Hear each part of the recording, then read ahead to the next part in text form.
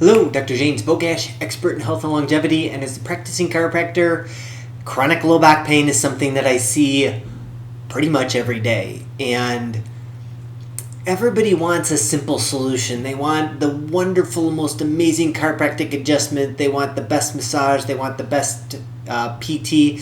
They want this injection. They want that surgery. The reality is there are no single answers for chronic low back pain.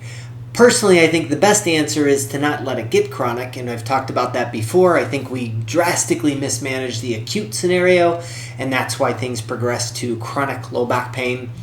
We have a tendency to rest too much. We have a tendency to use analgesics like over-the-counter ibuprofen, Tylenol.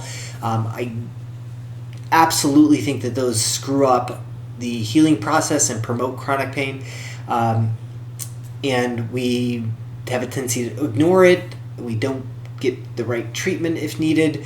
We ice for too long. There's a lot of things that we do. But once you've got chronic low back pain, there's not going to be any one thing that you're going to do that's going to be a miracle.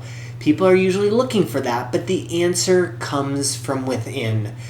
There is nothing with chronic low back pain that's going to help as much if you're not moving. And that's the biggest challenge that people have, is because they're hurting and they're afraid that if they're going to move, they're going to make it worse. I have these conversations every day with patients. And one of the things I'm always telling somebody who has acute back pain is that they need to get up and move. And there's not likely anything they're going to do that's going to make things worse in the long run. Like maybe it'll piss it off for a short period of time, but in the long run, when you are moving, you are going to do better.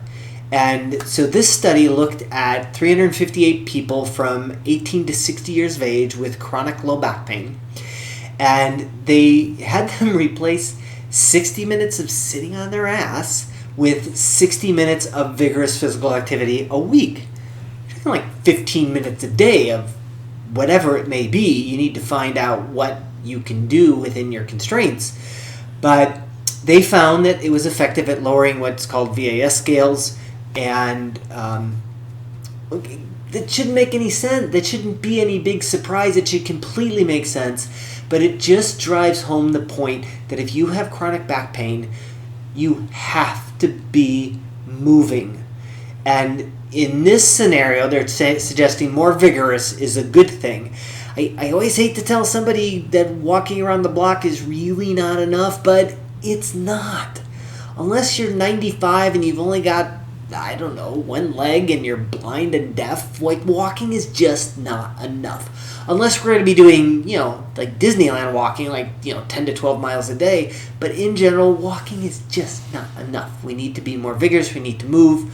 That can be anything from jump rope if possible, to elliptical, to treadmill, whatever. But we need to move more. And if you have chronic low back pain and you're afraid of moving because of that, once you start moving, you need to get around that. And once you start moving, you will probably find that you're feeling better. At that point, all of the other things will be more helpful.